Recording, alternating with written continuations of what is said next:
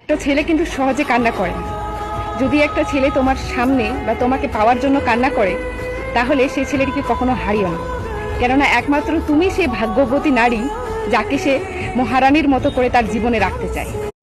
মনে কষ্ট আছে তো কি হয়েছে? কষ্ট লুকানোর জন্য ও সৃষ্টিকর্তা সুন্দর একটা হাসি মুখ দিয়েছে। ব্যাস, আমি শুধু এতটুকুই চাই, আমার শখের বেটা আমার স্বামী হোক, আমার যত্ন করা ভালোবাসা অন্য কোনো নারীর।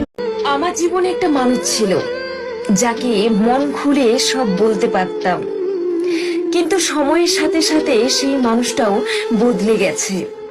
কোনো এক শুক্রবার কামের নামা দেনমোহরের সাক্ষ্য করে পরিবর্তন দেখতে চেয়েছিলে না তুমি? দেখো, আগের মতো তোমাকে আর বিরক্ত করি না, তোমার মেসেজের অপেক্ষাও আর করি না, মন খারাপ থাকলেও তোমায় আর বলি না, ভালোবাসি তবু আর প্রকাশ করি না। হ্যাঁ মানছি, মানুষ পরিবর্তনশীল। তুমি যে আমার ভিডিওটা দেখতেছো তোমাকে বলতেছি, আচ্ছা তোমার ভালোবাসার মানুষ তোমাকে কেন ছেড়ে চলে গিয়েছে, নাকি সে এখনো আছে? আমার ভালোবাসার মানুষ চলে গিয়েছে, আমার কাছে একটা টাকার গাছ ছিল না বলে। যতটুকু পেরেছি তাকে ধরে রাখার চেষ্টা করেছি, কিন্তু পারিনি। তবে সে যে ফোনটা চালায় ওই। তুমি যে আমার ভিডিওটা দেখতেছো তোমাকেই বলতেছি, শরম পাইও না। আমারও শরম করে, তবুও বলি। আচ্ছা, আমি যদি তোমাকে আমার সব থেকে কাছের মানুষ বানাই, তুমি কি হবে? কমেন্ট করে জানাইও কেমন। আচ্ছা, আমি কি দেখতে সত্যি বেশি অসুন্দর?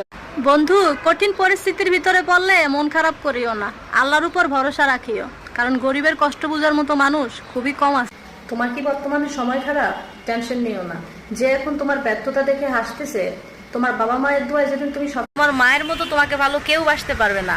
কথায় আছে না যে চিড়া বলো মুড়ি বলো ভাতের সমান নয়, চাচি বলো জেডি বলো মায়ের সমান না। মায়ের ভালোবাসা যে কি জিনিস সেদিন তুমি বুঝবা।